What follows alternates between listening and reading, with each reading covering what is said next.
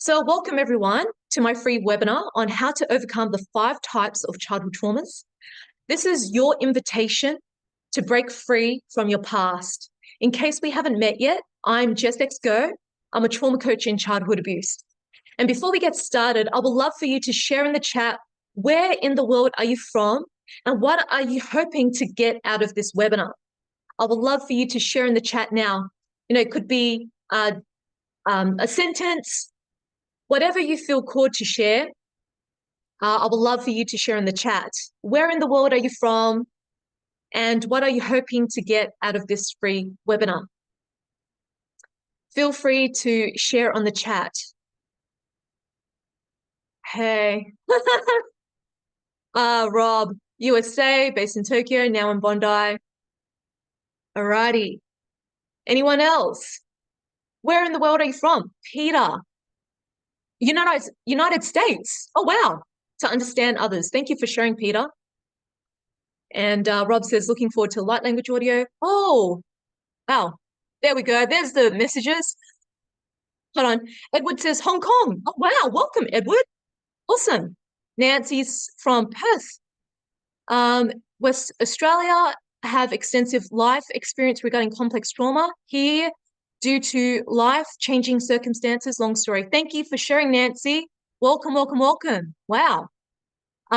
Michela says, I am from Brazil, living in England. Oh, wow. Welcome. Welcome, welcome, welcome. Farah's from Sydney, looking forward to getting deeper understanding of traumas. Welcome, Farah. Kaito, I am from Tokyo, Japan. Welcome. Mike. Hey, Jess, Michael here, Sydney. I'm blessed to have met you in person at the Authentic Living Centre, and my cousin Francine said she did the workshop and highly recommended it to me. She said it was life-changing. I remember you, Michael. Thank you for joining on the call. Yeah, she had a really profound and deep experience with the family constellations that I did for her at my Transforming Trauma workshop. Thank you for sharing. Denisa, hi, I'm from Romania, based in South Korea now. Wow, welcome, Denisa. That's awesome. Mike says, hoping to learn more about healing my trauma and open with no expectations. Beautiful, Michael. Joceline's from the US, now in Yokohama. Oh, welcome, Jocelyn. Welcome. Kaito says, I want to understand and heal my trauma. Beautiful. You're in the right place, Kaito. Samantha says, Adelaide, Australia, better understanding how trauma can present itself. Thank you for sharing, everyone. Michelle says, hoping to get some insights I can share with my brother who's really struggling to overcome childhood experiences. I have been doing a lot of therapy and feeling okay about my path, but always happy to get new perspectives. Yeah, Michelle, you're welcome to share the replay with your brother if that helps him. Just letting you know, the replay will be deleted this Friday at 10 p.m. Sydney time. So that's about 8 a.m. London time for you. Yeah, you're welcome, Michelle. Shirley says, from London, understanding different perspectives. Wow, awesome. We've got everybody from different parts of the world. Welcome, welcome, welcome. And I'm really excited for you because there's going to be so much nuggets of gold that you're going to gain just from this free webinar. So just a medical disclaimer, the information found on Life and Confidence or any of its media platforms is intended for informational and educational purposes only.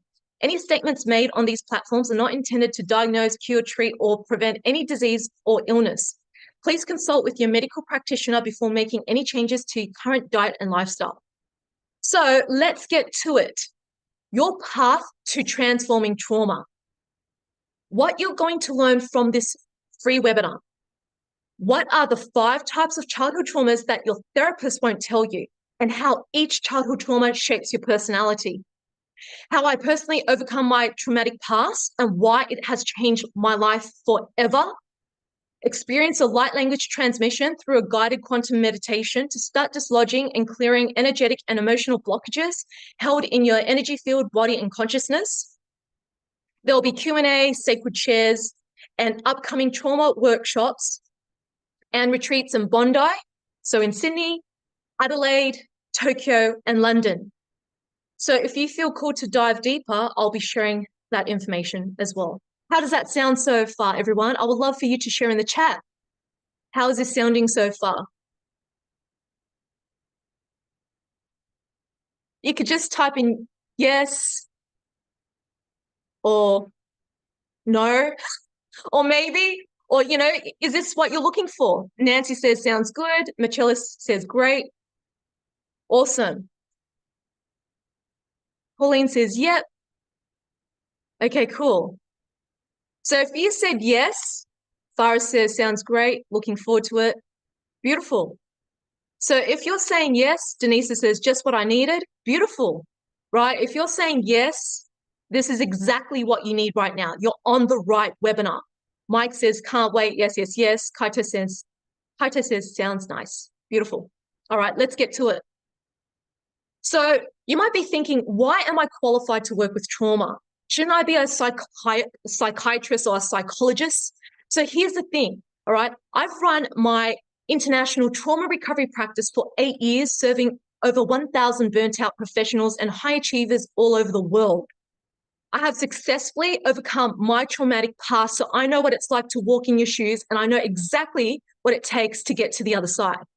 I'm trained in 14 healing modalities. I'm a life coach, trained in bioenergetics and core energetics, gestalt therapy, family constellation, quantum healing, energy healing, character analysis, which is what you're going to learn in this webinar with the 5 types of childhood traumas is through character analysis. Body work, I help people to release trauma from the body. I'm a detox specialist, so using detoxification as a tool to release trauma on a cellular level, as well as toxins. I'm a star magic facilitator, non-violence facilitator. I speak light language, and I'm also a channeler. So you're going to experience some of those modalities on this webinar. What are my professional experiences? I've worked with clients who struggled with schizophrenia, anxiety and depression, nightmares, sexual shame, body shame, suicidal thoughts, eating disorders like bulimia, panic attacks, sex and porn addictions. I've worked with clients who suffer from sexual abuse, rape, religious ritual abuse, entity attacks, black magic, spells, bereavement of a family member, dysfunctional family dynamics, domestic violence, bullying, and abusive relationships. So why is this my calling in life?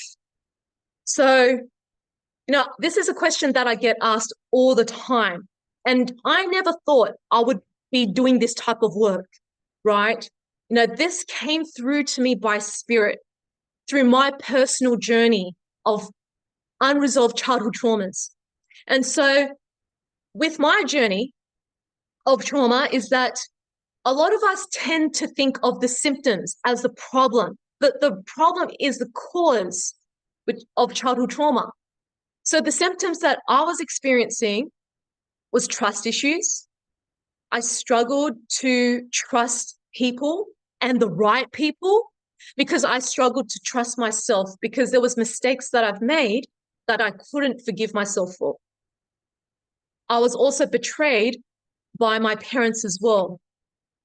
I was a massive people pleaser, and you're going to learn this, where people pleasing comes from, which is an unresolved childhood trauma. I was highly reactive, negative, and anxious, easily gaslighted, and struggled to find and sharpen my discernment to see the truth in it all. I lacked a lot of boundaries, and I can't say no. I couldn't even say no to my darkest desires and demons. And so that creates self-sabotage and addictions, such as sex addictions. And so we all think typically this is the problem, right? These are the lists of problems. But the real problem is unresolved childhood trauma. Because as soon as we address the root cause of childhood trauma, all of these symptoms will disappear. So the root cause for me with my childhood trauma was I was sexually abused by my uncle as a teenager. And he would touch me inappropriately when my mum was driving the van. So I would have to go to the markets on the weekends to sell tools. And I didn't really have a life as a child, as a teenager. I never went to parties or anything like that. My life was all about working like a slave in the markets and after school, working again in the shop to sell hardware tools, to pack the tools for the markets. That was my childhood. And so I was sexually abused by my uncle because my mum didn't want to hire staff in Australia, and she brought in her two brothers to live with us, and one of them objectified me as a teenager, and he would touch my waist.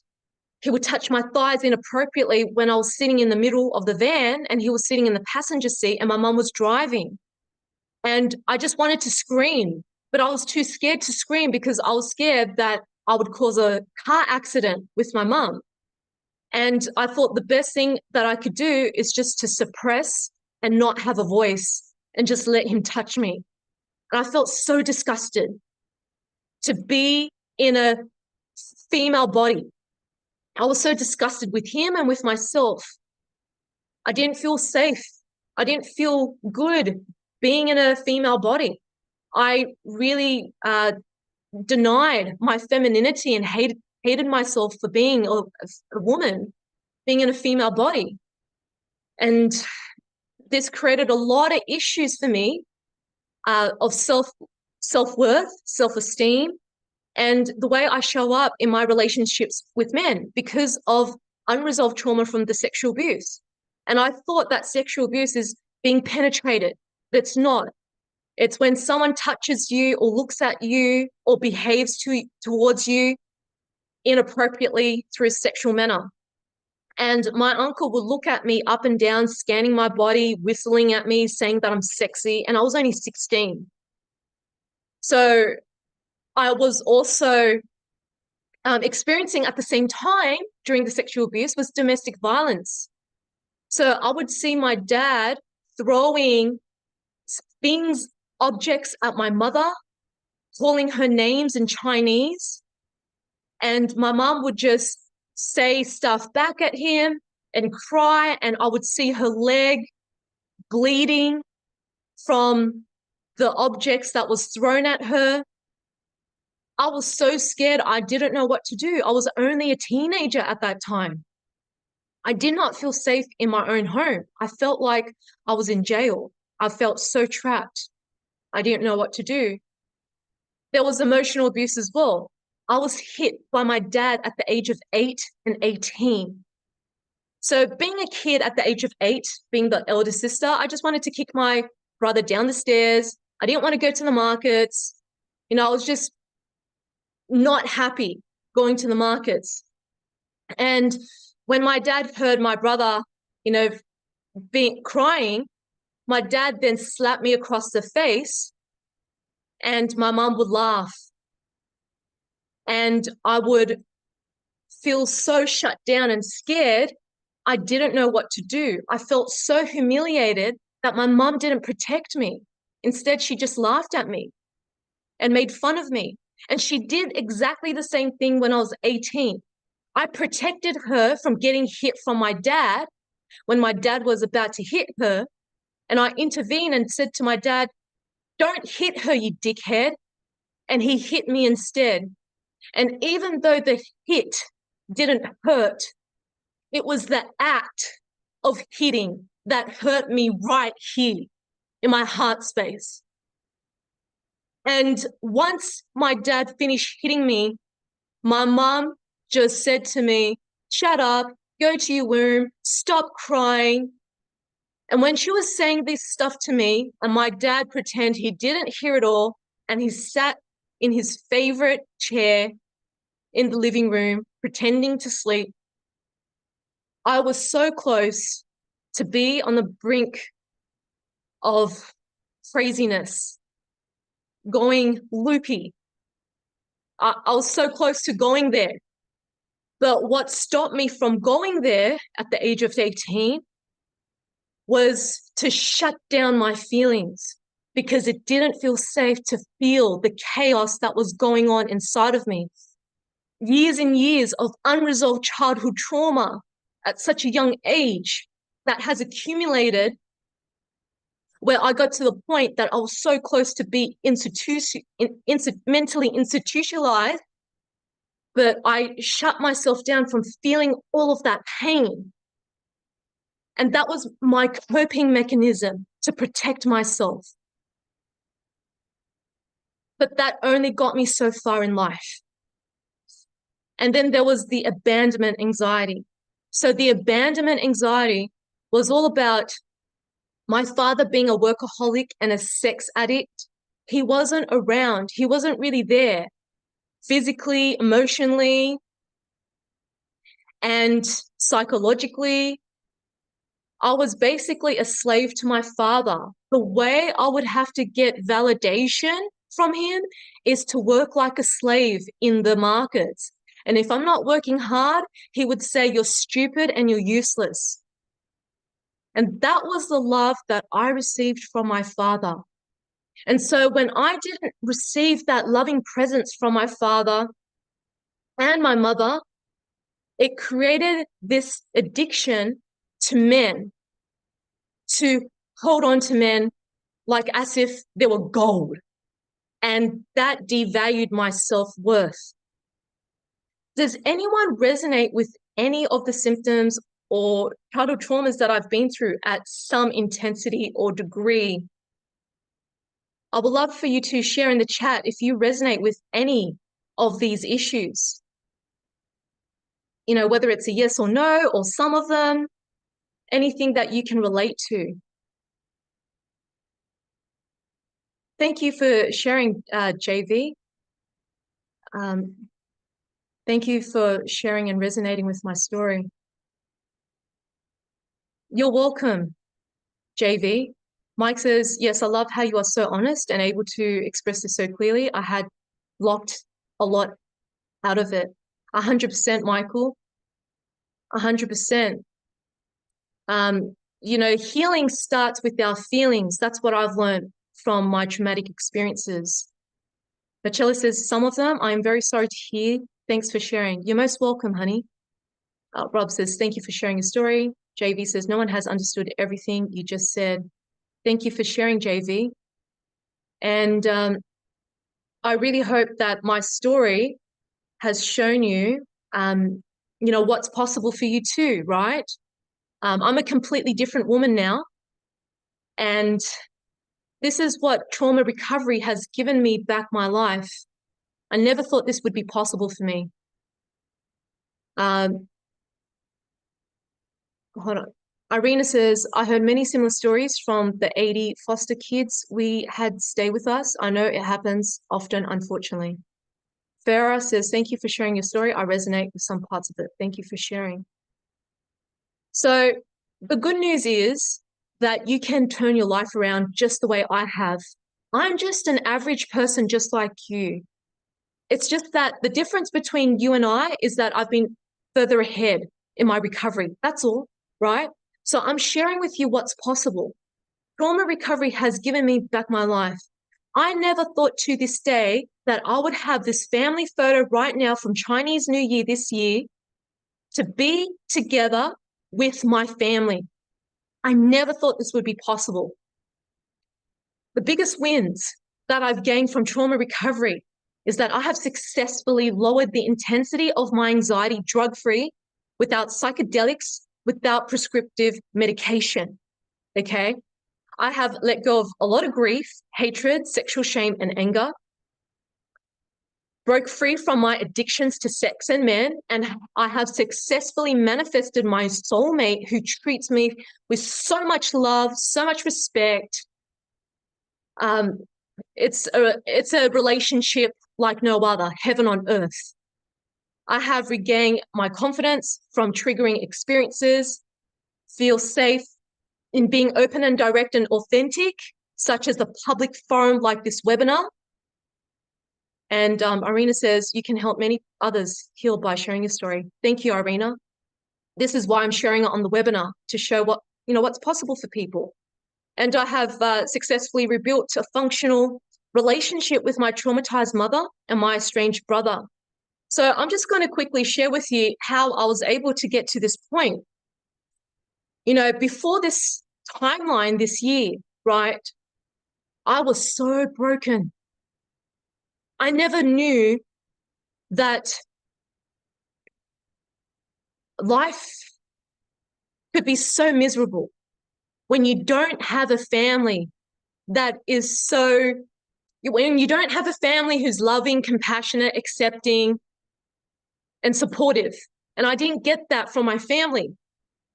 I was the one who had to grow up really fast to pay for the mortgage, to pay for the family debt, to pay for the bills, because my dad didn't want to pay for the mortgage anymore, right? Because he just wanted to spend his money from the markets to be with hookers and mistresses, and sent death threats to my mum to divorce and sell the house so he can be free and move to China with his mistress. And it was so chaotic. I had to grow up very fast. I had no childhood. And I had to get any job that I could just to help my mum out financially. I never went to uni. And I had so much resentment towards my brother because he didn't have to work so hard like me. He went to uni. My mum financially supported him. I felt he was the chosen one, and I was the black sheep in the family. And so I had so much hatred and love towards my family. And thank you for sharing, JV. And I never felt like I belonged in that family. I was constantly used like an ATM machine. It's all about money. It's all transactional. It's not a relationship. I didn't feel loved. I wasn't supported. No one had my back when I got here. And so how could I get to this point right now where we're all smiling? It hasn't been an easy journey. And what has got me to this point was to heal myself first and stop blaming my family for being so toxic and dysfunctional, because it's not their fault. They were conditioned so deeply to be programmed to be dysfunctional. My mum didn't have the awareness that she could have help because she was so busy getting caught up in providing for the family financially and dealing with my dad and not knowing what to do. And my brother just learnt the behaviors from his parents, and so did I, until I started to do the inner work. And even when I did the inner work, it wasn't easy to have a relationship with either of my family members. My dad died when I was 22 from a heart attack. I prayed for his death because the domestic violence was so intense, I couldn't take it anymore. It was suffocating me. It was either he dies or my mum dies. And so I've been disconnected from my brother for 4 years. We haven't been in communication for 4 years. And it's only last year in June that we finally reconnected. We've forgiven each other. We came back together as adults, not wounded little children, feeling entitled. You pay this, you pay this. Oh, this is your fault. This is your fault. You're greedy. You're stingy. And so I've realized for the 4 years that me and my brother have been apart, it was meant to happen.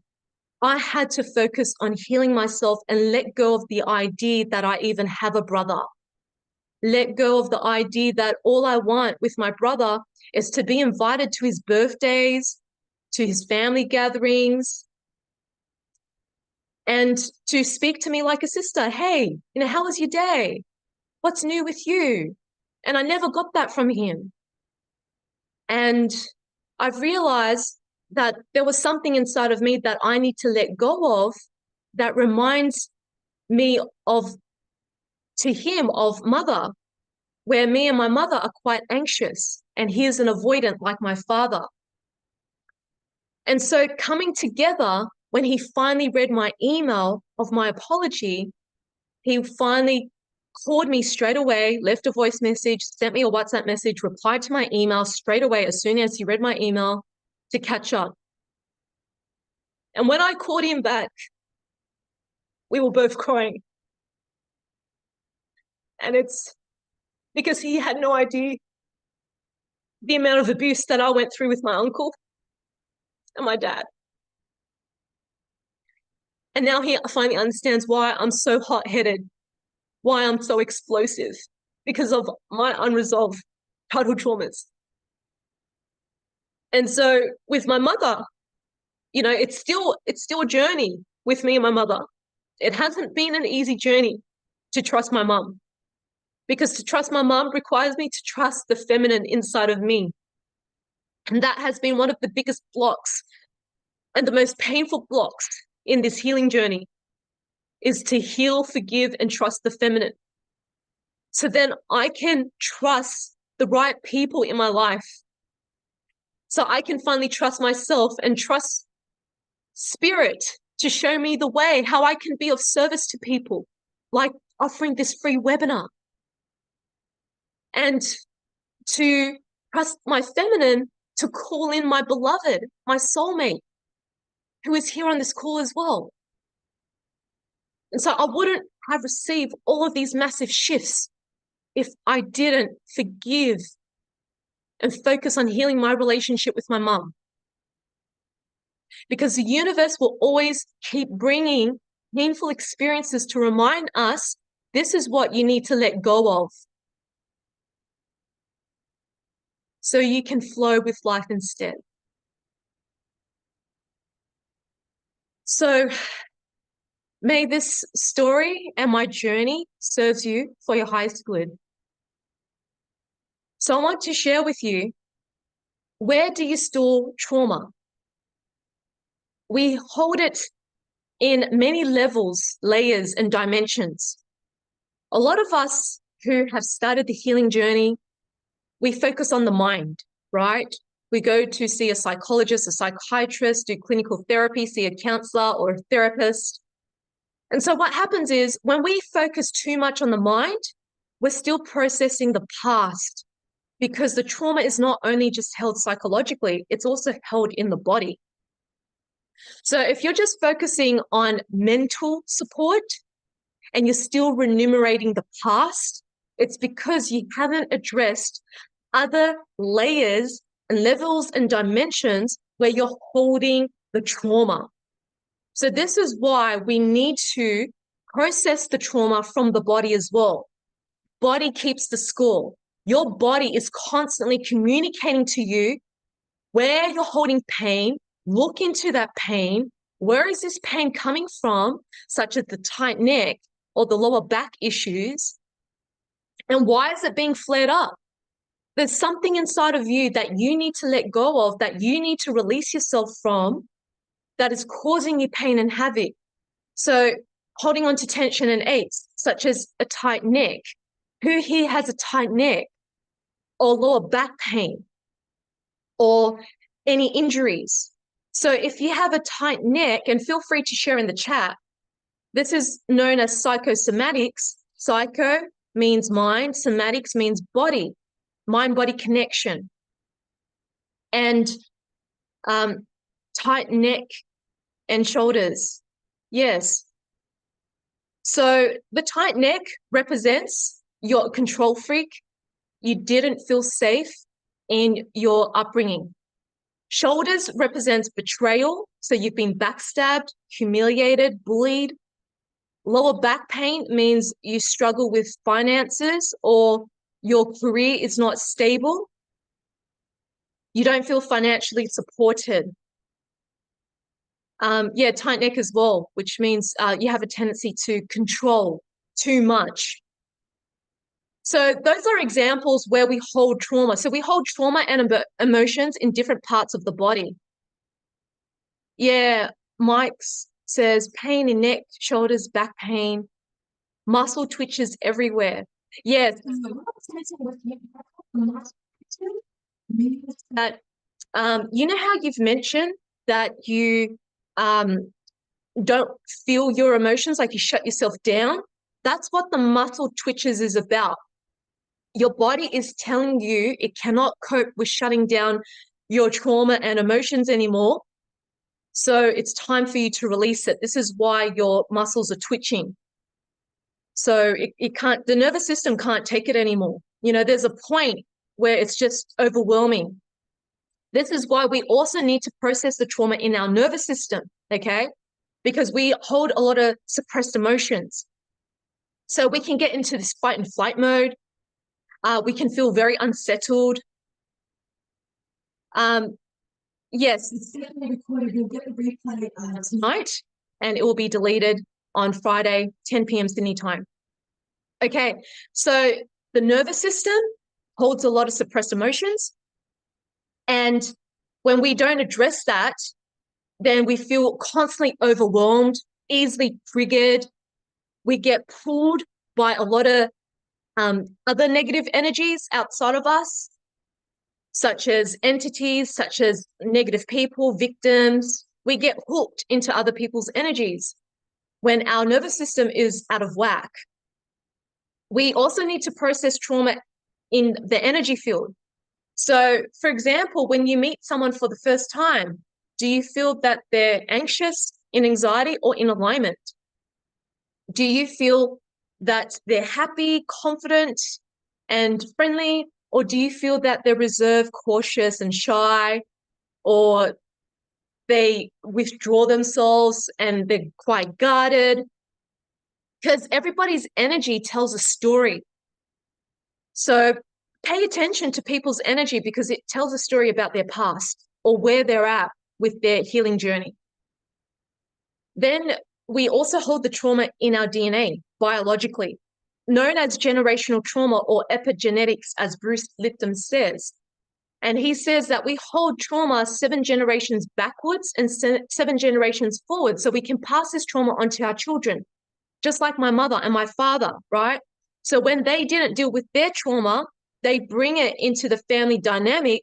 The children has been exposed to their toxicity, and we've been programmed to learn their behavior and normalize that abuse. Okay? So when I started to do the healing work through trauma recovery, that's when I started to realize, holy moly, what I went through was not normal. I've just got used to it. And I've been so desensitized by the abuse and because I was so shut down. That was my way to cope. And so for me, it took me a long time to open up my heart space, to let go of layers of my armoring, to get out of my head and into my body, to feel safe as a woman, to feel safe to be in my feminine energy, not in my wounded masculine energy of go, go, go, work hardcore, achieve goals. And that's what my life was been about for a long period of time, to prove my self-worth, because subconsciously I was proving my self-worth towards my father because he couldn't prove his self-worth in a family of 13 siblings, being the youngest and being bullied by his siblings for being left-handed, for example, right? And so that bullying behavior has been passed down from my dad's upbringing, and he passed that down onto me, saying you're stupid and useless. So, the buck stops with you.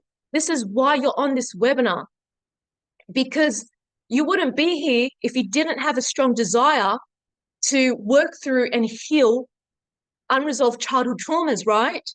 So you are the one who is going to end this pattern of generational trauma. So thank you so much for being on this call. The other thing is patriarchal imprinting, and this is also known as the matrix. Thank you, Michael. Amen, 100%. So the patriarchal imprinting, okay?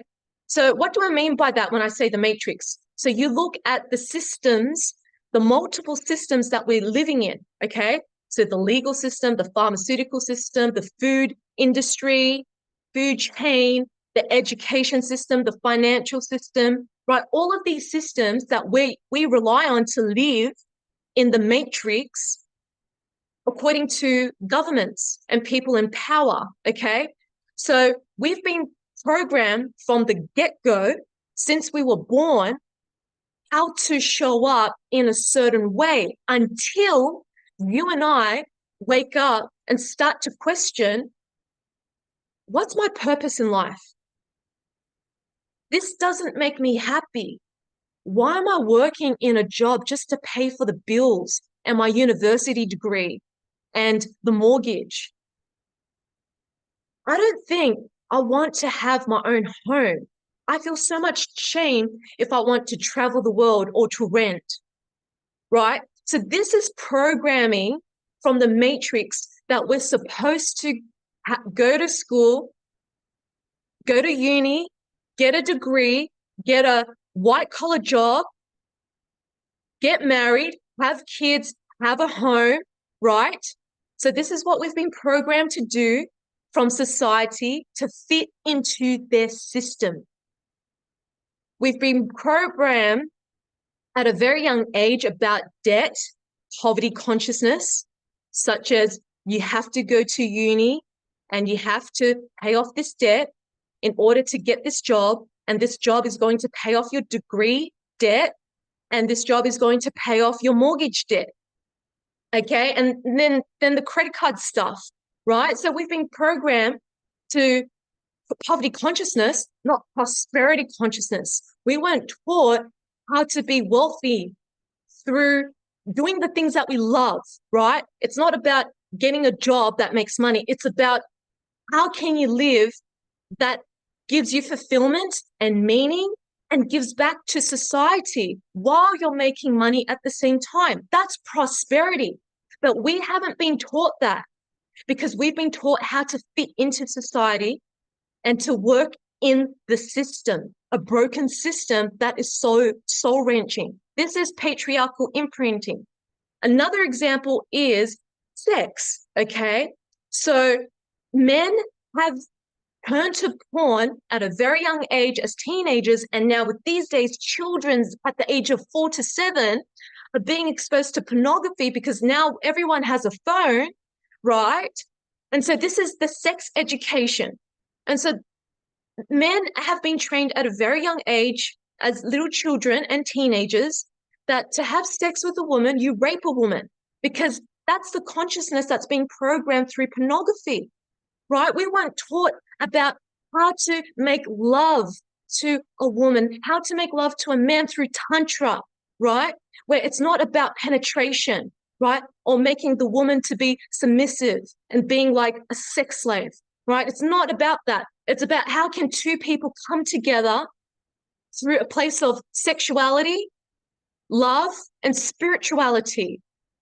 How can a man understand how a woman's body functions, that a woman needs more time to warm up? A woman needs at least 20 minutes to be aroused. And how can a woman understand a man that he's on the go, go, go? And how can she teach him to slow down and extend that arousal, right? So these are examples where we've been so mind-effed from the matrix that it has dumbed our consciousness down. I can give you so many examples, but I'm going to leave it at that. Then you have karmic ties and past lives. And with karmic ties and past lives, let's say you've done decades and decades of shadow work, childhood trauma, healing, and inner child work, and shamanic work, and all this sort of stuff, right? And things still aren't shifting. Like something isn't shifted in your health or in your finances or in your love life. Then I will look into what karma that you've created in your past life that is showing up in this lifetime, in this incarnation, that the pattern hasn't been resolved yet. So we carry generations of past lives into our present lifetime, and we've come back into this earth again to learn the lessons and to break away from this karmic pattern by doing the inner work. Okay? So these are different ways that we hold trauma in the body. So we can't just address it through the mind. We need to address it on all levels. So the 5 types of childhood traumas. Is this making sense so far? I would love for you to share in the chat. Is this making sense so far, what I'm saying? And I will also be sharing the 5 types of childhood traumas that has shaped your perspective in life as well as your personality. So if you're getting something out of this so far from the chat, feel free to share. Michael says, yes, indeed, it is so insightful. Rob says, yes, definitely makes sense. We need to address it on all levels. 100%. So with the 5 types of childhood traumas, we experience trauma in utero, in mum's womb. Totally makes sense. Thank you, Denisa. I really appreciate it. Attachment anxiety, which I pointed out, which linked to my sex addictions with men. So I'm going to share more about that. Emotional manipulation, rejection, and humiliation. So these are the 5 root cause of childhood traumas. So we're going to start with childhood trauma number 1, the deep intuitive. So think of Steve Jobs. When you think of Steve Jobs, what shows up for you? I would love for you to share in the chat, like what shows up in terms of his personality. You know, it could be one word, it could be a sentence. What shows up for you when you think of Steve Jobs? I would like for you to share in the chat.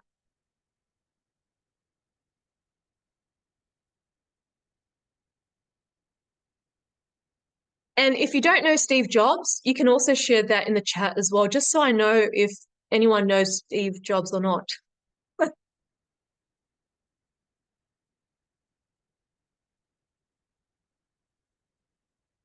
Alrighty.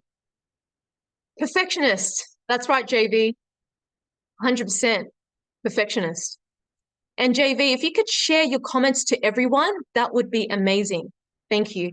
But Rob says secretive. Kaito says strict. Yes, yes, yes, yes. So with Steve Jobs, he didn't have a great education, but is super successful. Yes, so with Steve Jobs, right, if you think of him, he's a black and white thinker, right? So it's either it's like either the my way or the highway. Okay, it's very extreme. He's very idealistic. This is why he brought Apple into reality. Very idealistic and extreme perfectionist, as JV pointed out. Okay, and the reason why he's like this, and he's very creative, right? Imaginative, which are the positive traits of this childhood trauma. And he's not a people person. Okay, he's very rebellious. So with Steve Jobs, this root cause of this particular trauma is feeling unwelcomed in utero. So the first 9 months being in mum's womb, you didn't feel safe. Typically, you were an unplanned pregnancy, or mum wanted a boy, not a girl, which is very typical in Middle Eastern, Greek, and Asian cultures. Or mum wanted a girl, not a boy, which is very typical in Western cultures. Or mum didn't want you at all. And so when you came out into the world, she felt like you disappointed her because she didn't want you, whether it was she didn't want you because she didn't want a baby or she didn't want you because of your gender. And the baby can feel the hostility with the mother. The baby can feel that the mother is cold and is shut down and doesn't want anything to do with the baby. So if the baby doesn't feel safe in the womb, then the baby doesn't feel safe in its physical body. So in the womb, you know, you could have a mother who did want to have a baby, but she was really stressed while she was pregnant with you, and you were taking on her stress, so therefore you didn't feel safe in the womb. So this is the root cause of this childhood trauma. The symptoms that shows up from this trauma by the trauma in utero, not feeling welcome, not feeling safe in the womb, is that you fear your own existence. So if you didn't feel safe in being in mum's womb, you want to get out of her womb, you want to go back to the spirit world, you're fearing life. And so if you fear your own life, living in terror, right, you're also not feeling safe being with other people. You tend to be socially awkward, suffer from social anxiety, you fear your own existence in life, you can be very ungrounded, you may experience a lot of weaknesses in your root chakra and your sacral chakra. and your solar plexus, the lower chakras, because you're not rooted in your physical reality. You just want to go back to spirit. You also tend to be very shy, reserved, and introverted. You're not a people person. You prefer to be by yourself, and you prefer to either be playing video games or being in some form of imagination or creativity, or to be in nature. You're confused and conflicted because you're still processing the trauma you've experienced in utero. So a lot of people who suffer from this particular trauma, they're not grounded, they're very distracted, they're not present. And when you look in their eyes, you could see they're in another place. So that's what I mean by confused and conflicted. Judy asks, I have a question. If someone can be very successful in life despite the traumas, is there any value in healing traumas then? Define successful. Is feeling traumatized successful? Is feeling anxious and on edge, is that successful? Define successful. Everybody has a different definition of success. Everybody is different. And then you have feeling disconnected from the body. So when you're disconnected from the body, you can feel asexual. So you're not connected with your sexuality, which is what I've mentioned, that, you know, with this particular trauma, they have a weakness in their root chakra, sacral chakra, the solar plexus chakra, because they're not grounded in the physical reality. So they're disconnected with their life force energy because they're afraid of life. They're afraid of existence, their own existence. So they don't feel very sexual, or they don't feel into their sexual identity. So you usually would have a hostile critical mother with this particular experience, or you just have a lot of trauma that you haven't processed while you were in mum's womb, and you're not very grounded. You can't deal with people very well. You're not a social person. Does anyone resonate with childhood trauma number 1? If you can just type in yes or no. Do you resonate with this particular trauma or the personality of it?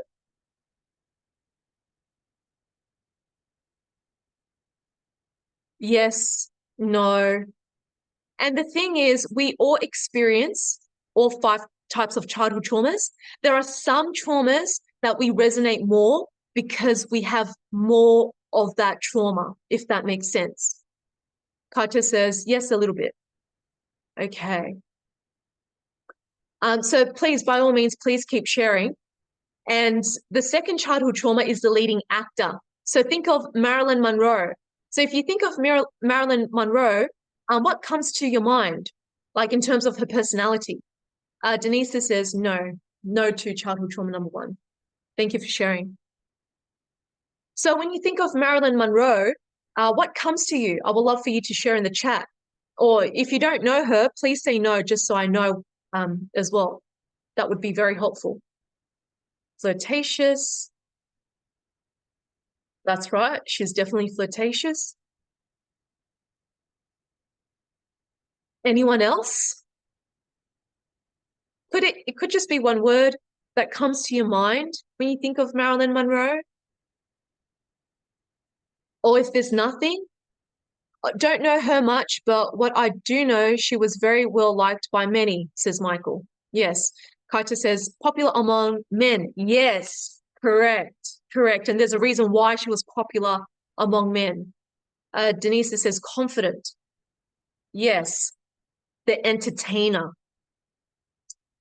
So with Marilyn Monroe, the reason why I picked her, because she's to the T, this trauma, abandoned by her biological mother or biological parents as a baby. Nicken says, looks always happy with cute smile. Thank you for sharing. So when the baby is abandoned by her biological parents, given up for adoption, being fostered, they suffer from abandonment anxiety. This can also show up where you were with your biological mother, but you weren't breastfed by her. So you didn't have that connection with the breast with your biological mother, or you were breastfed by your biological mother, but she didn't give you her undivided attention. So she would look away, she wasn't present, she was just doing her thing by breastfeeding you, okay? And what happens to the baby is when the baby doesn't have that undivided attention from the mother, it's not receiving the love from the mother. So, for example, if you're into spirituality, the common term that we use is like God or source, energy, whatever you want to call it, right? And so when we connect to source energy, that we're connecting ourselves to that unconditional love without anyone, without turning to our partners, our parents, our friends. We're just turning to source energy for that love, right? So this is what the baby needs as well. So when the baby comes into this human form, right, it needs that energy to link itself to, which is love. So when the mother's breastfeeding, she's not only breastfeeding the milk, which is the food for the baby, for the physical body and the functions to survive, but the baby also needs to receive the energy of love through the breast milk, through the breast. So the eye contact. So when you look at someone in the eyes, what sort of energy are you giving? We can give death stares, we can soften our gaze and be more compassionate. So we receive energy through the eyes. So this is why breastfeeding is very important, because the baby is receiving the energy from the mother through the eyes, as well as the breast by sucking the nipple and the breast for the milk, as well as the energy. Okay, so this is what I'm telling you right now. This is very important, because this is the reason why there's so many people who are suffering from addictions and toxic relationships. It's because of this reason. So the way it shows up is when a baby doesn't receive that unconditional love from mother, and it can be father as well. So if you don't have a father who wasn't around, who wasn't present, the baby, the child is neglected. It's emotionally neglected. It didn't have that presence of the masculine around, right? It's the same with the mother, didn't have that strong presence of the feminine. So then the baby becomes demanding, needy, controlling, right? Through the cries. So when we don't receive that love and the presence from our parents, we become needy and codependent on our parents. So the baby would want to be breastfed longer than what it needs to be breastfed, right? Or sometimes you have little kids still breastfeeding from the mom, right? That's codependency. It's neediness, because the child didn't get that unconditional love. So it's still trying to seek it through that breastfeeding stage. So when we're needy, we become codependent and we become leeches, right? We become energy vampires. We suck the energy out of people because we didn't get it from our parents. And this is how we create toxic, codependent relationships. Because the biggest fear of this childhood trauma is being alone for the rest of your life, because it's too painful to be alone. And the idea of being alone for the rest of your life, you would want to be in a relationship, even if it's toxic, than to be alone, because that's how you have dictated your self-worth. You have dictated your self-worth based on the amount of love that you get. Childhood trauma number one, based on their self-worth from the hostility, the level of hostility that they received from their mother. So words is very sensitive to childhood trauma number one. So if they get criticized, that means that they need to be perfect so they can shut away that hostility. But with childhood trauma number two, they dictate their self-worth by how much love they can receive from people, right? So what happens is when you haven't resolved this particular childhood trauma, you form addictions. The addictions is through the mouth. Why? It's because it comes back to that breastfeeding phase of sucking the nipple. And so when we don't have that anymore as an adult, we use cigarettes, alcohol. So we have the need to put something in our mouth to recreate that sucking, um, uh, that sucking pattern or habits that we have with mother to remind us that we're safe. So that's why there's smokers, vapors, alcoholics for this reason, okay? They didn't receive the love that they want. Why? Because there's this deep sense of emptiness in the lungs because of the lack of breastfeeding, or because of the breastfeeding, they're just not receiving the love. And so when there's emptiness in the lungs, there's grief. And the grief is about unworthiness, not feeling worthy to be loved, because this particular childhood trauma wants to be loved. So they do anything that they can to be loved. So if you look at Marilyn Monroe, why is she popular with the men? She's looking for love in the wrong places because she was given up for adoption. She would do anything to get the limelight in Hollywood, and so she would have to prostitute herself with high-level producers to work her way up in Hollywood. She would move from one marriage to another, one man to another, and she still feels lonely because she hasn't addressed her childhood trauma. You know, she looks sexy and cute because she's entertaining. So when people are entertaining, they're looking to be loved and validated. That's the reason why it's so superficial and fake, because deep down, they feel so unworthy, right? They also tend to be very chatty. So they tend to talk a lot because they're not able to process the emotions in their lungs. Does anyone resonate with this childhood trauma? Please share in the chat. You're also a great communicator, a great networker, a great salesperson, a great team player. You like to be a part of a group. You like to feel like there's a purpose for you to be with people. So you need people. Anyone resonate? I don't really resonate with this one. Thank you for sharing. Anyone else? Does anyone resonate with the personality or the trauma? And you tend to be the life of the party as well because you love the attention. Or Kaita says, yes, a little bit in the past, but not now, I think. Thank you for sharing. Anyone else? And you can say no if you don't resonate. So if you're still sharing, please do so. And I'll just move on to the next slide. Niken says no. Thank you for sharing. So then you have childhood trauma number 3, the humanitarian. So think of Oprah Winfrey. So when you think of Oprah, what comes to your mind in terms of personality? I would like for you to share in the chat. What comes to mind when you think of Oprah Winfrey? And if you don't know, please share that as well. Judy says warm. Rob says outgoing and bold. Niken says firm. Kaita says, do not know who she is. Thank you for sharing that. I appreciate that. Michael says, giving, open, transparent, also struggled with a lot of trauma. Yes.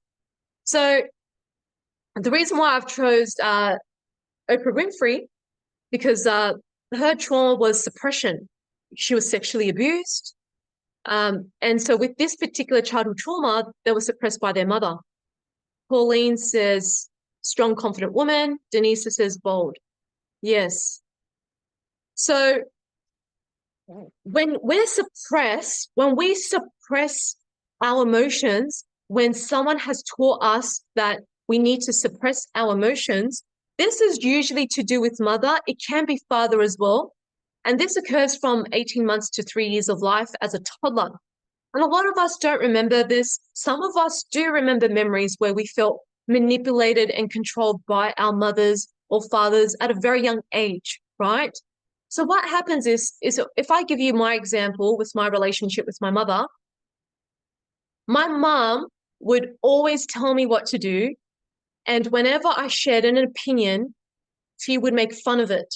So that was a programming that I couldn't trust my beliefs.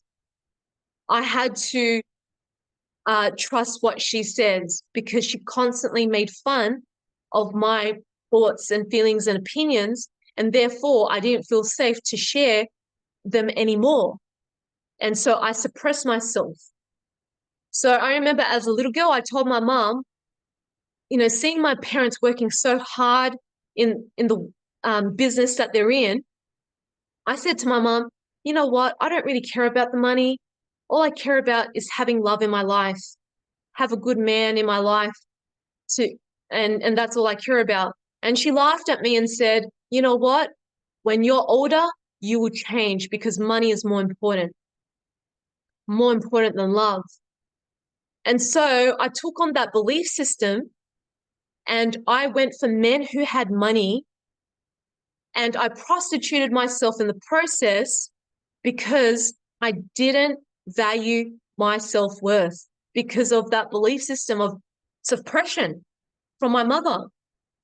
Another form of that I was being suppressed by mother was that in high school, when I was about to go to high school, she says, if you want to make friends, make sure you always give to people and say thank you and don't take anything from anyone. Otherwise, people won't like you and you won't have friends. And I did that because I trusted her. And what happened was I attracted people who walked all over me as a doormat, just like my mom, because that's how she groomed me. And I attracted exactly that. So this suppression, being controlled and manipulated by mom to show up in a certain way. So I couldn't show up as my authentic self because every time I did, I would always get criticized by my mom and my dad. So it didn't feel safe for me to be authentic. Instead, I had to shut down my light and just be very quiet and not have a voice. So when a typical example when it comes to parenting is that mom would tell the kid, make sure you eat everything, clean your room, do it properly, and always say please, always say thank you, and always smile. So she's training the child to be a people pleaser. This is where the people pleasing come from. But it's more than that. So for example, with my relationship with my mom, it was an enmeshed relationship, not a functional relationship. So with a child and an adult, there's supposed to be boundaries, space, and privacy. An enmeshment relationship is where there is no privacy, no boundaries, no space, and the child is engulfed by the parent's problems, and the child is gaslighted by the parent's behaviors, and they can't see any other way. So it's very hard for them to have discernment, to sharpen their mind, to see the truth. And it's easy to be naive and trust. And so when the parent who's very dominating with the child enmeshes the child doesn't have an opinion. They lose their curiosity. They stop questioning things. They become obedient and compliant. So they really struggle in life as an adult, how to be an individual. And they're always relying on other people's opinions to make a decision rather than making their own.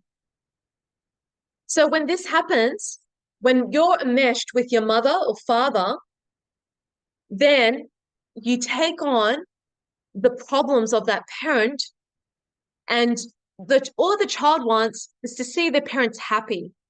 And if they don't see their parents happy, they will find a way to make them happy. This is where the people pleasing comes in, and because the people pleasing is driven by guilt, feeling guilty. I'm not good enough for my mom. I have to smile. to make her happy. I have to show her that I'm compliant to make her happy by being a good girl, by being a good boy. So what happens is your sexual energy is shut down, but your heart energy is open. So then you attract a lot of people who just friend zone you because they can't feel your sexual energy. They don't feel that excitement or tension. So you lack boundaries, you become a doormat because of this enmeshed relationship with mother or father, and it's really hard for you to say no. And whenever you do try to say no, you're so scared of confrontation. The confrontation will bring up criticism from your mother that you need to be a good boy or a good girl. So does anyone resonate with this particular trauma? The personality is that you are a humanitarian, you have a lot of heart energy, you're very heart-centered. Your career would typically be a nurse, it would be a carer, it would be a healer, a therapist. Rob says definitely resonate with this. Kaita says yes. Denise says I relate a lot. Farah says yes, I strongly resonate. Thank you for sharing. And the downfall of this personality is self-sabotage. You tend to put on a lot of weight. Thank you, JV, for joining. Pauline says sort of. And the Niken says, yes, I strongly resonate. Thank you for sharing. Yeah, so the downside of this personality is that you have a tendency to self-sabotage because of suppression. So when you suppress your emotions, right, you're holding on to negative emotions. What that does is it lowers your self-esteem and your self-worth. Jocelyn says, yes, thank you for sharing. And so what happens is when you lower your self-esteem and your self-worth, you act out in ways of self-hatred because you haven't let go of the negative emotions that you've been suppressing. So you do this by comfort food eating, you gain weight, you stuff your feelings with food. So this is how you cope. And when you take one step forward, you then take 10 steps backwards because there's this negative pull, bring yourself back to self-sabotage your success. So if you do resonate that, please share in the chat. And then you have childhood trauma number 4, the status quo. Judy says yes. Thank you for sharing, Judy. So the status quo, think of Paris Hilton. Denise says yes. Thank you for sharing. So when you think of Paris Hilton, I would like for you to share what comes up for you in terms of personality. And if you don't know her personality, just type in no as well.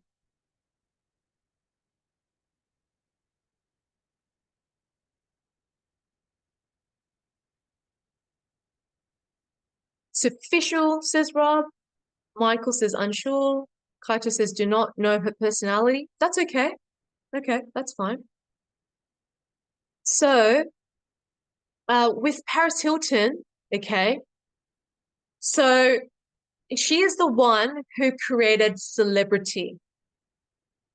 So she is very popular in Hollywood, and she's very known for her fake personality of being a bimbo.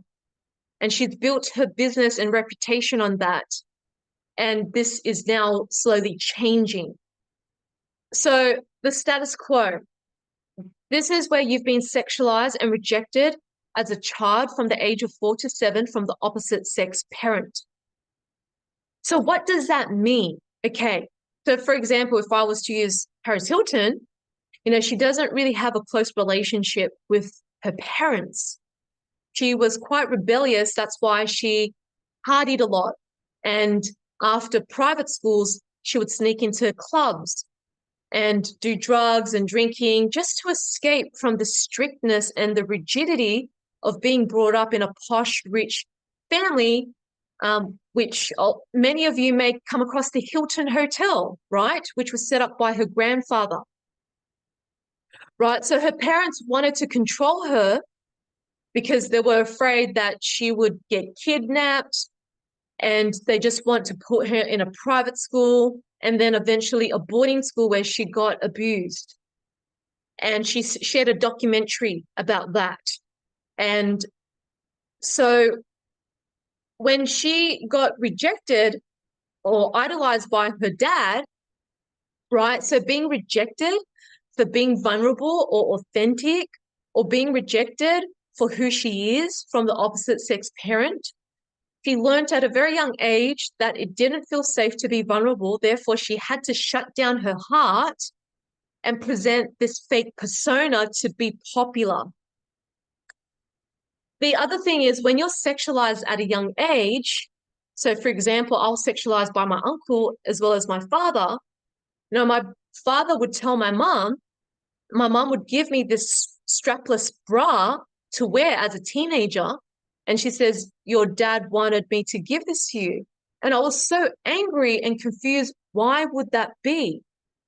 And what happens is when you're sexualized by the opposite sex parent, you're objectified or you're idolized in a very unhealthy way. So if I was to give you an example, let's say a father-daughter dynamic. So the father would take his daughter out to show off his friends. He would get his daughter to wear his favorite dress. He would take the daughter out for ice cream, just him and her, without the mother, without any other siblings. So the daughter feels special. She gets this special treatment, right? So this is where daddy's little girl comes from. And so when she's put up on a pedestal, right, she doesn't become a daughter anymore. She becomes a partner, a partner. So the relationship becomes romanticized, idolized, and sexualized in this way. So what happens is when the opposite sex parent puts the child on a pedestal, when the child is sexualized and romanticized, they feel this sense of entitlement. They should get the special treatment because mommy or daddy gave it to me, right? So they become very snobbish. They have high expectations. This is why they struggle a lot in romantic relationships because of this parenting style. So they tend to avoid emotional intimacy, but it's easy for them to have the sex. Why? Because their sexual energy is open, but the heart energy is shut down because they were rejected for being authentic and vulnerable. So they didn't see their self-worth in their heart space. Instead, they saw their self-worth by using their sexual energy to create material wealth, to build a reputation, to build a legacy, to build something. That's how they justify their self-worth. So it's easy for them to have sex. It's easy for them to attract one-night stands and affairs, but it's not easy for them to be in a long-term relationship because of this real fear of being emotionally intimate and keeping their heart open, because there's this fear of being rejected, and the rejection is so painful. And they tend to be very superficial and external because the heart is shut down. As soon as you open up your heart, there's more richness, there's more depth in who you are as a person. You have far more substance than creating this Barbie doll character that Paris Hilton formulated because of this coping mechanism of being rejected. That's what gets her liked, is being this Barbie doll. And when we shut down our hearts and we use our sexual life force energy to create material success, we focus on being a high achiever, being a workaholic. It's all about work, work, work, work. There's no life-work balance. And if you watch Paris Hilton's documentary, she talks about that she wants to be a billionaire and that she won't stop working until she becomes a billionaire. Now, that's really toxic. That's just her proving herself to her grandfather and her father, where she was taken out of the family will for the Hilton Hotel. And so she's now having to prove her self-worth to them financially.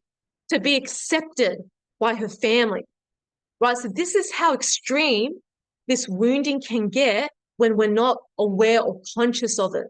We burn ourselves to the ground by being a workaholic. We get so exhausted, depleted. We can have health problems. The personality of this is that you're very popular, very likable. You tend to have a lot of friends, or you have a lot of network. You built a very strong reputation. You have a lot of integrity, so people trust you. They see that you're very reliable because your word is your reputation, and you follow things through. You are very organized, systematic, efficient, productive, and you want the best in things. You want the best in life. So you're willing to pay more money, let's say, for the best seat at the theater, or first class or business class, or a 5-star hotel, or something that meets your standard. You know, maybe it doesn't have to be a 5-star hotel.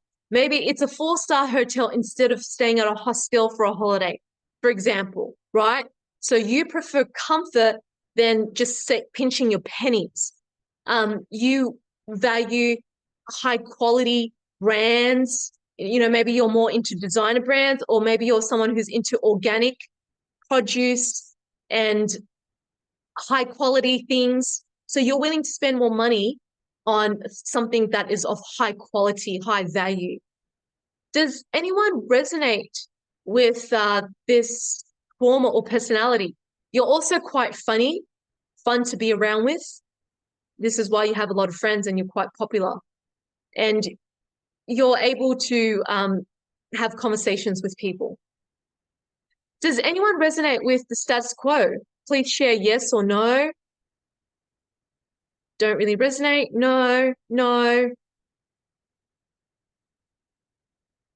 no. Yes to some aspect. Thank you for sharing, Michael.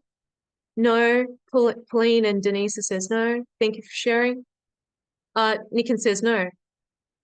So then you have childhood trauma number 5, the leader. So think of Tony Robbins. If you can share in the chat in terms of personality, how would you describe Tony Robbins? If you know him, if you don't know him, please share in the chat as well. Annoyingly loud. Confident. Yes. Anything else? Anything that comes to mind? Do not know him, but look confident. Very great observation, Kaito. Denise says, don't really know him. Okay. So feel free to keep sharing. Michael says, very great person and inspirational. Like a salesman, says Nikin. Shirley says, don't really know him. Thank you for sharing, Shirley. All right. So Tony Robbins, he is a billionaire in the self-development space. He's known for NLP, neuro-linguistic programming. So programming the mind. So he's been in the self-development industries for decades and decades and decades. He's also been featured in a movie.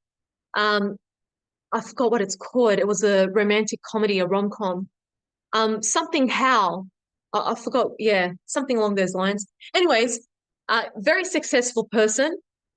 And the root cause of this particular personality is humiliation and betrayal in upbringing.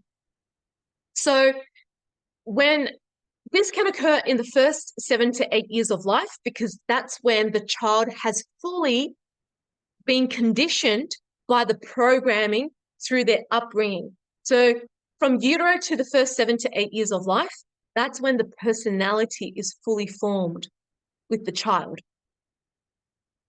So the humiliation, what do I mean by that?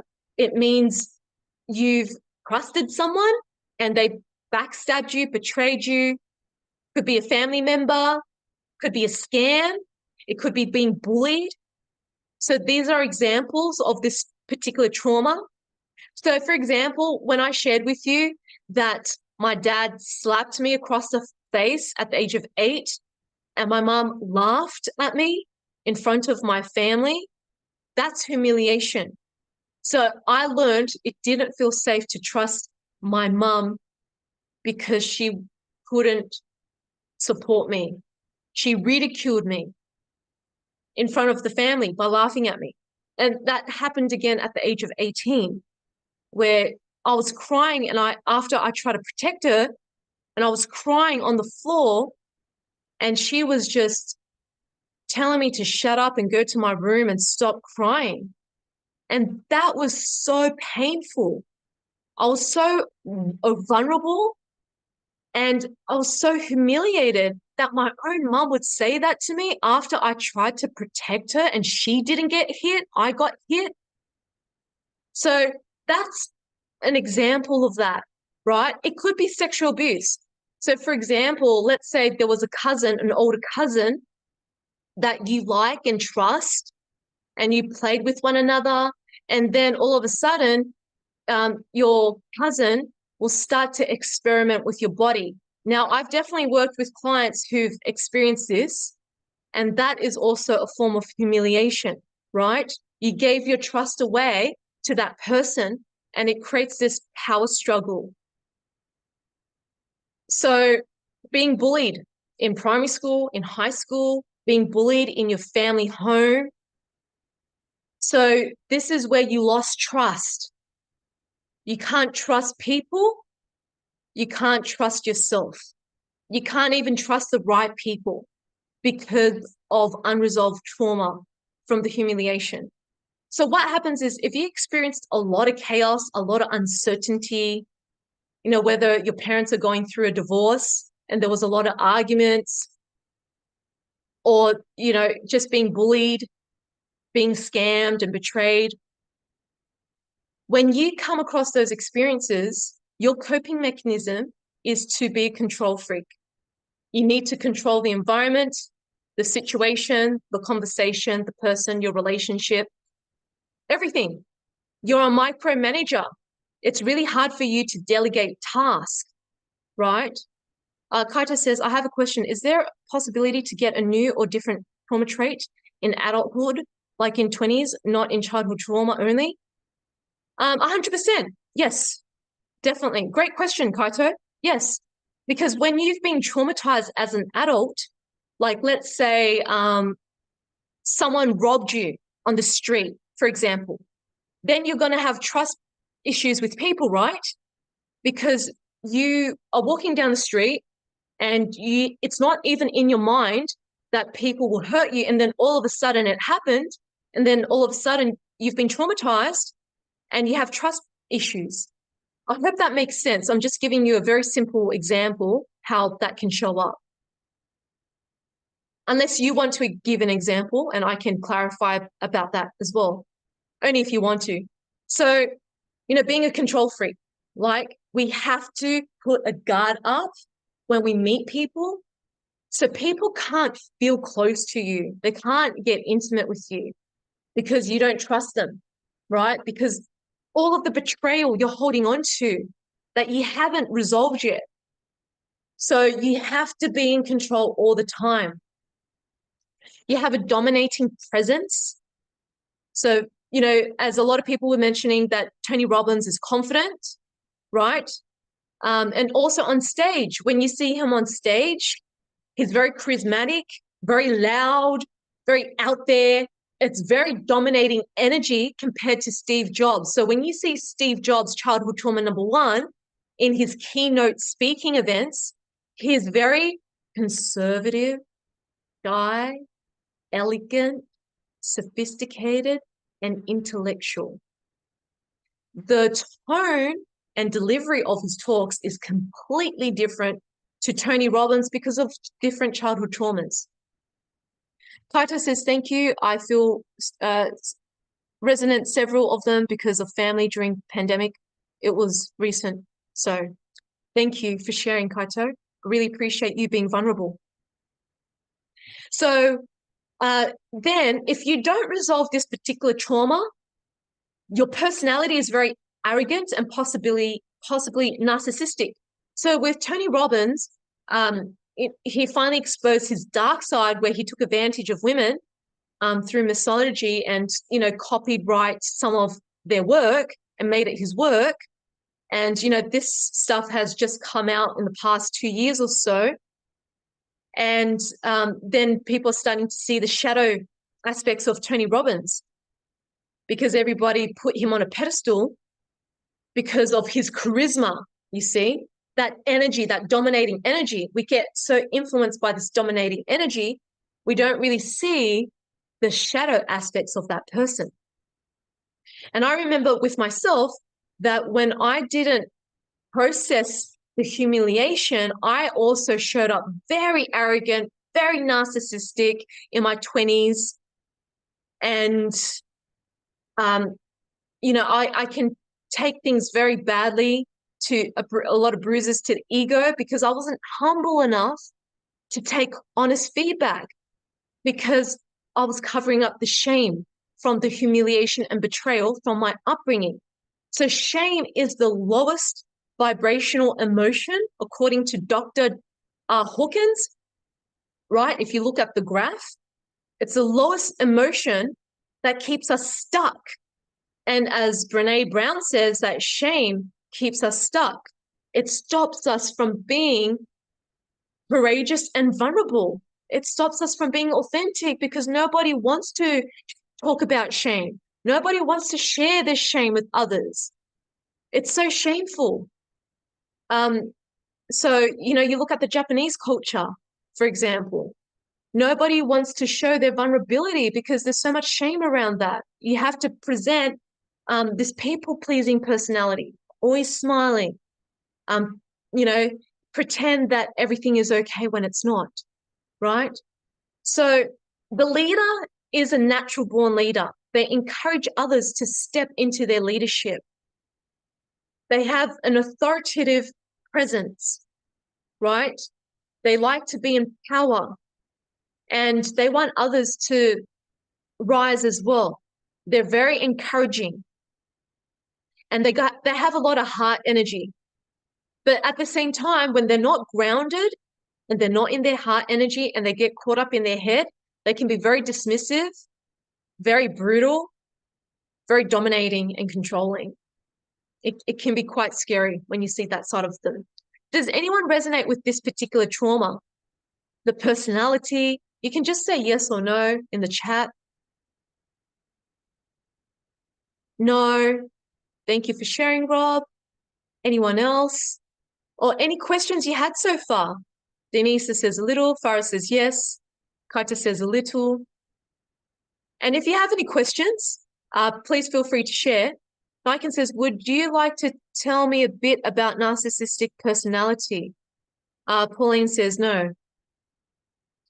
So with a narcissistic personality, for example, I remember working with one of my male mentors back in the day, and everyone, including myself, would put him on a pedestal because all we saw was his light, okay? He was so charming. He helped us to process a shadow aspect of ourselves that was blocking us from moving forward, right? So we saw him as our hero until he started to act out in his shadow self. So his shadow self would be diminishing his clients and saying that he is better than his clients because some of his clients are practitioners, healers, light workers, and he would diminish them because of their trauma. And he would put himself on a pedestal by saying, this is how you're supposed to do public speaking. And start pinpointing people's weaknesses, their woundings, and floor them, right? So he was very manipulative in that way, where he would see and take advantage of people's vulnerabilities and weaknesses and put them down, bully them, humiliate them. So he looks good in front of everyone that he is the number one practitioner, right?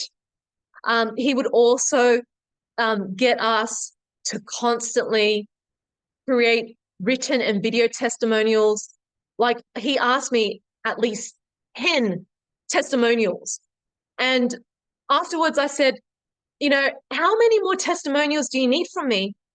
And he says, you shouldn't talk to me like that because I am your mentor. So thank you, Niken, that you find this insightful. I think it's better to share examples, like real life examples, rather than giving a definition. So I hope that serves. So have you learned anything from this webinar so far? And if you have any questions, feel free. My pleasure, Niken. I hope I'm pronouncing your name properly. And yeah, just feel free to share. Have you learned anything from this webinar so far?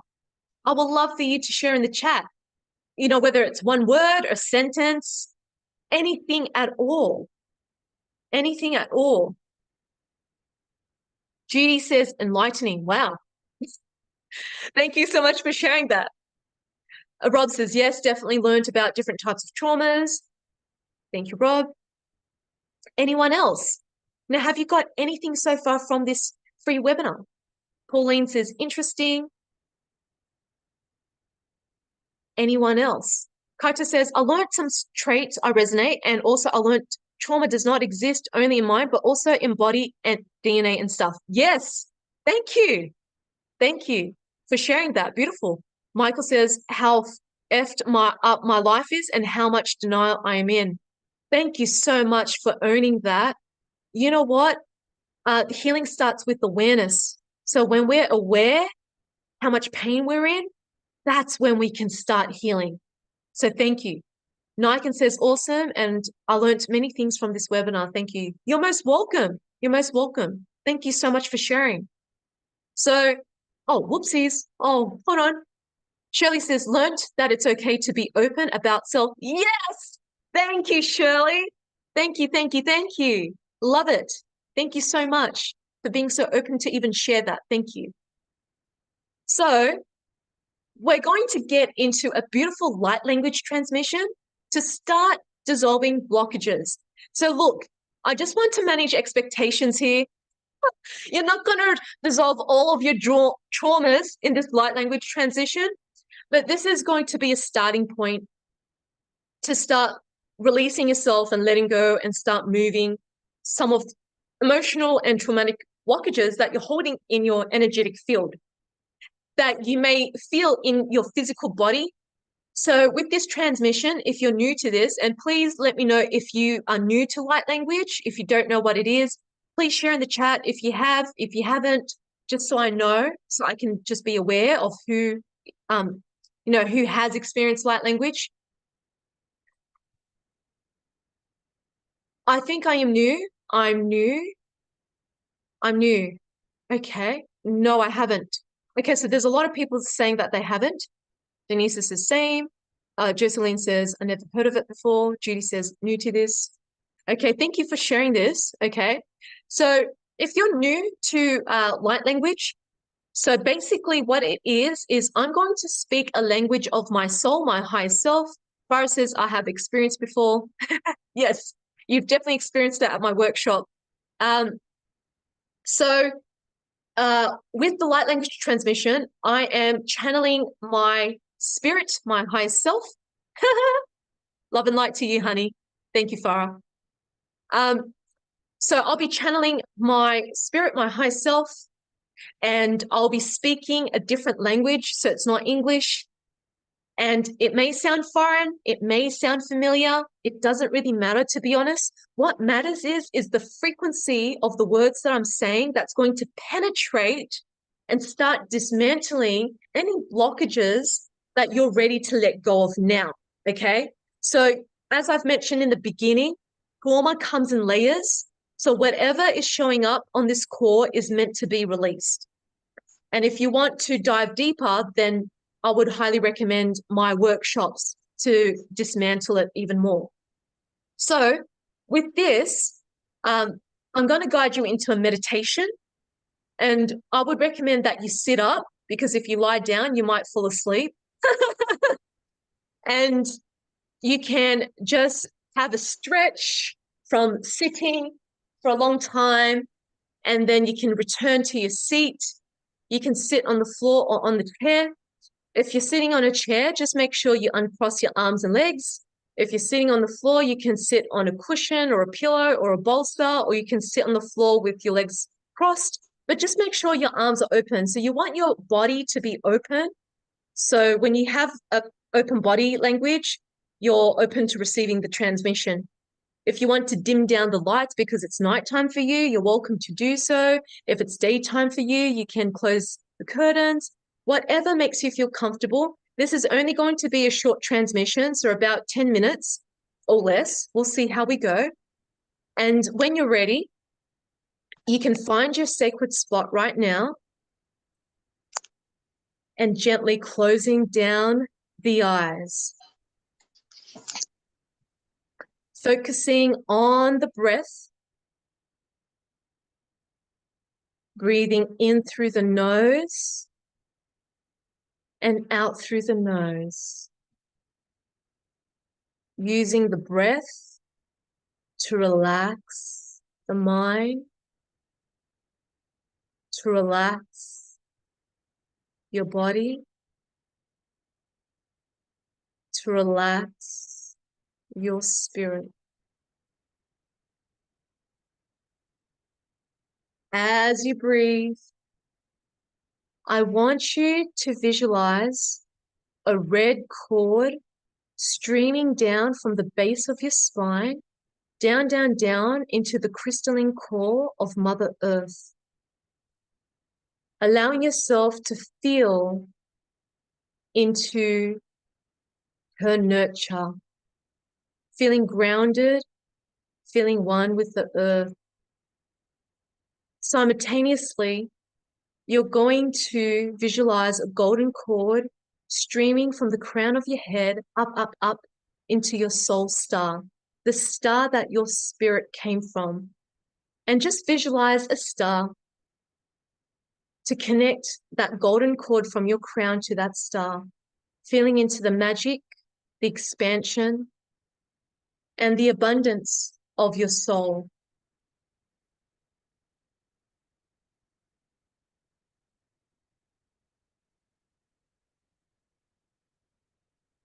As you breathe, I want you to visualize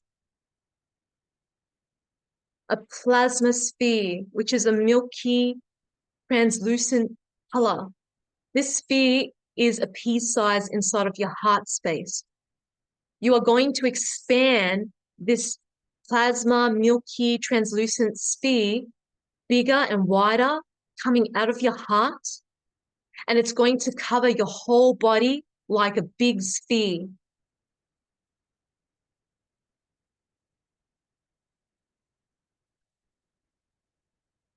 Throughout this transmission, keep your heart open at all times. If you feel any pain, any tingling sensations, I want you to focus on your breath and breathe through it. If it gets intense at any time, slow down the breath and breathe deeply if this shows up for you.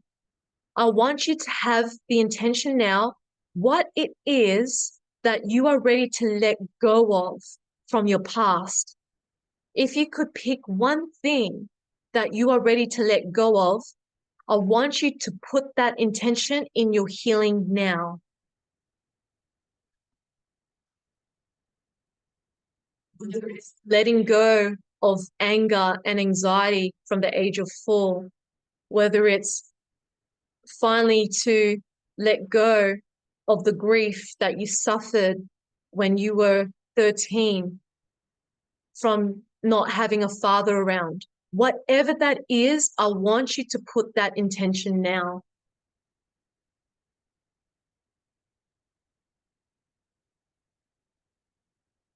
Focusing on your breath, I want you to put this intention into the plasma sphere that's surrounding your whole body. And I want you to tune in. Where are you holding this feeling in your body from the past?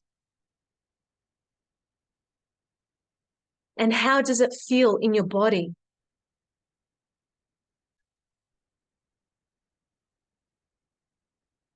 I want you to then move that density or emotion that you're holding into your body out of your heart and into the plasma sphere now.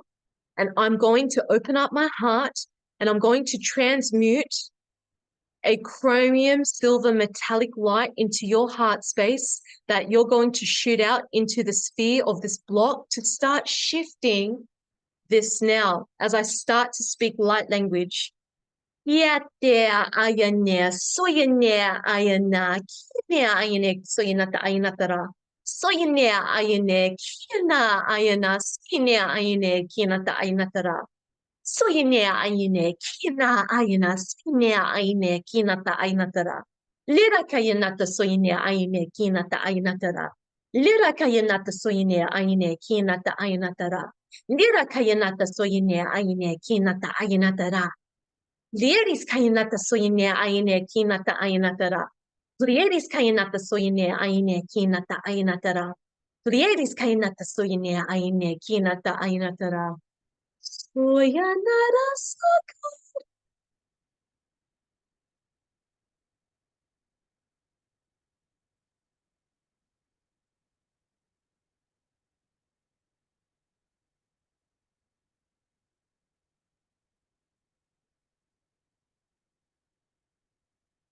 Focus on the breath.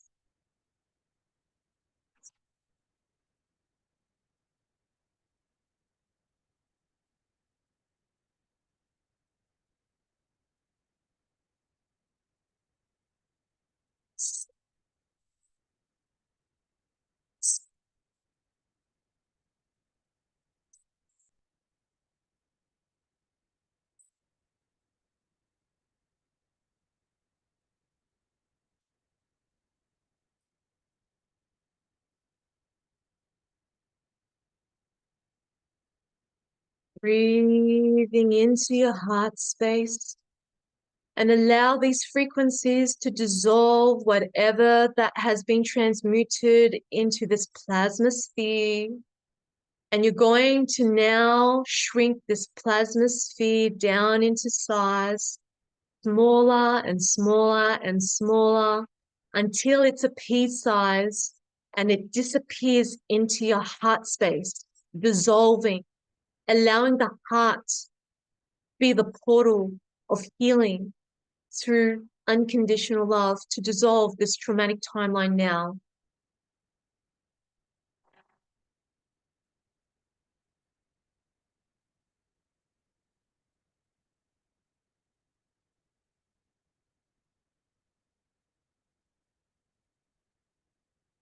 Focusing on your breath and breathe. Taking 5 breaths into your body, breathing in and out, breathing in and out,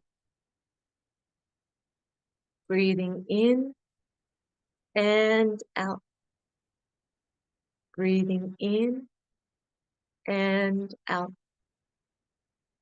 breathing in and out. Beautiful. Just notice the sensations that may or may not have come through any images or colors or messages. There's no right or wrong. And just bringing yourself back into your body, back into your sacred space, wiggling your fingers and toes, and gently opening up your eyes. And when you're back, please let me know on the chat. And feel free to share what showed up for you. If you felt anything, whether it's pain or sensations or tinglings or goosebumps, or if you see anything, colors, images, or if you hear anything, any certain messages that came through, feel free to share in the chat so I can best support you. And also if I know that you're awake.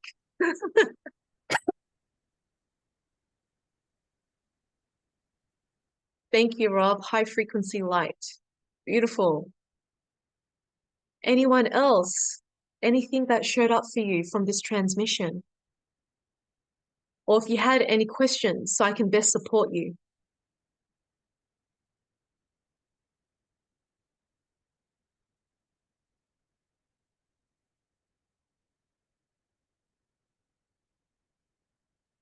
Or if it's just one word to describe that transmission, you can share it in the chat as well, if that helps. A pause. Calm and relax. Beautiful. Thank you for sharing, Shirley and Niken. Kaito says, I felt pain in my heart a bit, but got lost during the meditation because of English language. I see.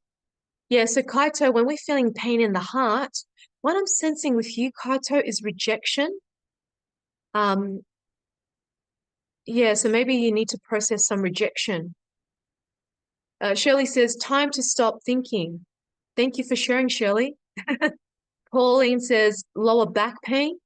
Yeah, so with this light language transmission, it can trigger pain because it's bringing to the surface what you've been suppressing and holding onto a long time that needs to be moved and released.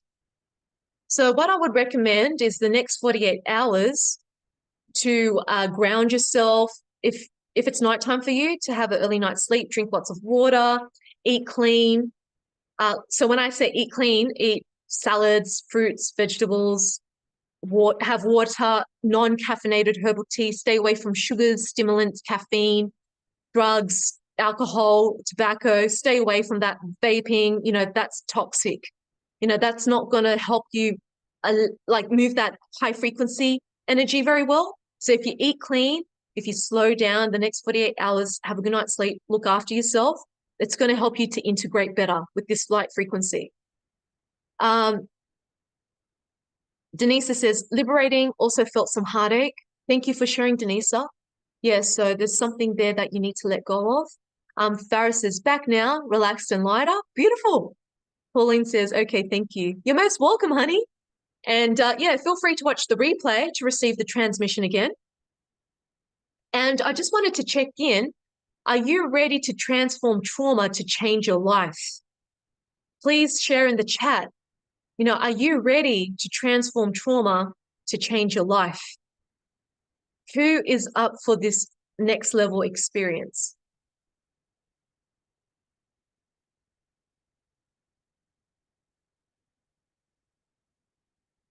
Alrighty. Rob says, yes. Anyone else? Who's ready to change their life, to do a 180 just the way I have? Denise says, yes. Marcella says, so sorry, I missed it. Oh, hold on. But Marcella says, so sorry, I missed it as had an urgent work call come in. Look forward to experience it through the replay. Thank you, Marcella. I'll send the replay in the next 2 hours. Kaito says, yes, but not sure how and if I can. Thank you, Kaito. At least you're being curious. Pauline says, yes. So, if you got a lot just from this free 2-hour webinar, imagine what it would be like if you were to go on a journey with me. So here are your options, right? You can leave this webinar and do this alone and trying to figure it out yourself and go nowhere. You can hire the wrong mentor and experience no results, or you can walk the path of trauma recovery instead. So as time is ticking, thank you for sharing, Farah. I love the Transforming Trauma workshop, still having the aha moments. Thank you, Farah. So as time is ticking, you feel trapped, lost, and stuck in the past. As days, weeks, months, years go on, is this how you want to feel for the rest of your life? And if you said no, then what if you could break away from your past in just 2 days?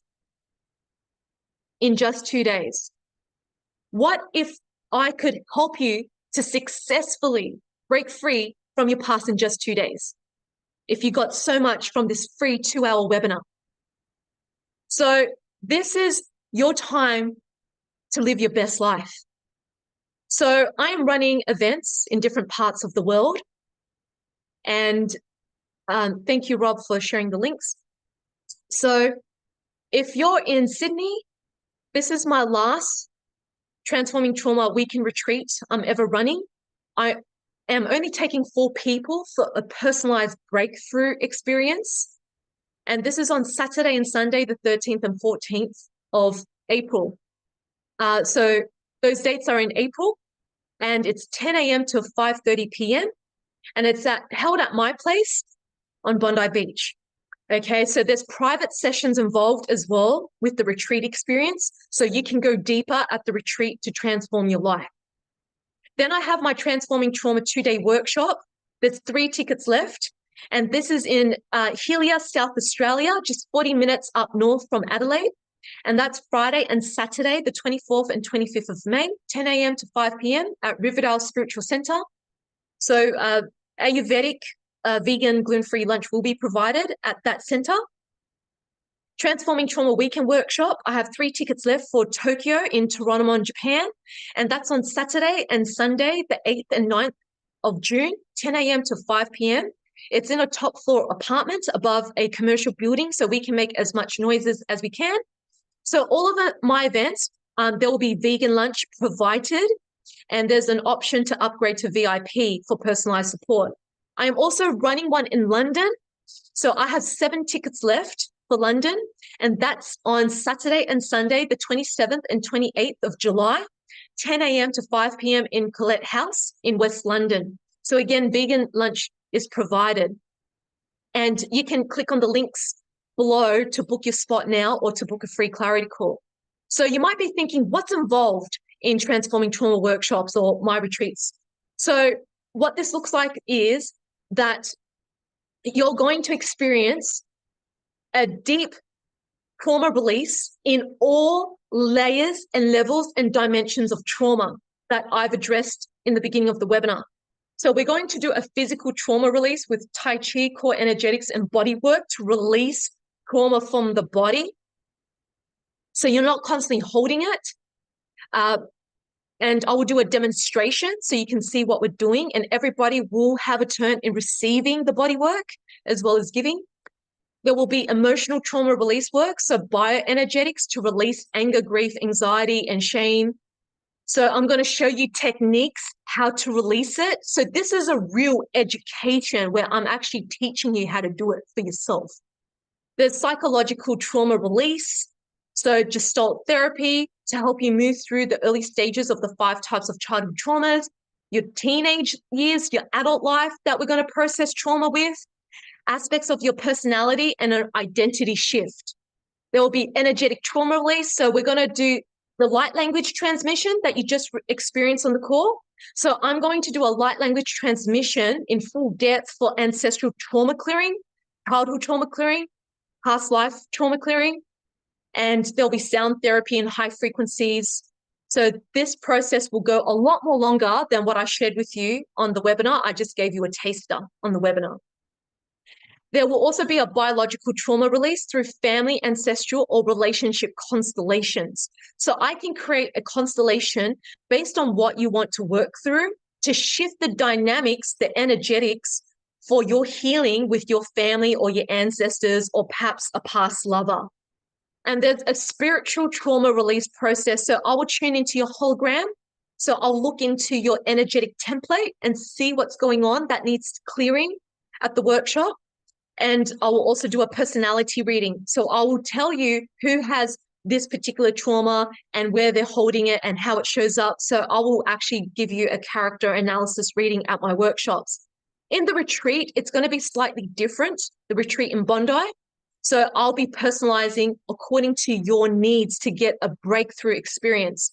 So the workshop is a group experience. So therefore, there's a lot of activities involved at the workshop. So you can click on the link below to book a free clarity call. And when you book the clarity call, it would be hosted via Zoom. So you can select a date and time and just make sure it's in your time zone. So you can change it to your time zone to book a free clarity call to see if the workshop is right for you, if you need to be on a payment plan, if you want to put a deposit. to reserve your spot. If you have any concerns that you wanted to share with me privately that you don't want to share in the chat, please book a free clarity call so I can best support you and I can let you know if any of my workshops or retreats is right for you or not. And if it's not, then perhaps I can suggest someone else or something else instead.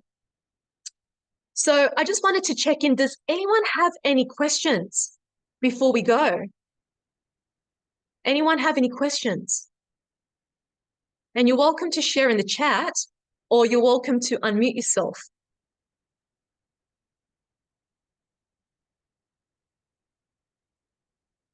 Alrighty. So if there isn't any questions, and nobody wants to share in the chat, no questions, but just a big thank you for today. My pleasure, Shirley. Thank you so much for being on the call. Yeah, so if there's no questions, then I'm going to wrap it up and just say that Judy says, thank you very much for the call. You're welcome. Michelle says, thank you so much for your time and sharing your knowledge. You're welcome. Farah says, thank you, Jess. Great and insightful session. Joseline says, same, thank you. You're most welcome. Nikin says, thank you very much for sharing and your experience. Kaita says, thank you for this. Denise says, thank you for sharing your experience. And it wasn't definitely a life-changing webinar. Oh, it wasn't definitely a life-changing webinar for me. Oh, it was. Oh, okay. It was definitely a life-changing webinar for me. Thank you, Denise. All good. All good. So thank you so much, everyone, for being on the call and showing up for yourself on the webinar. Thank you so much for receiving this transmission. And again, you know, this is your opportunity to transform trauma so you can change your life. Take care, everyone. Namaste.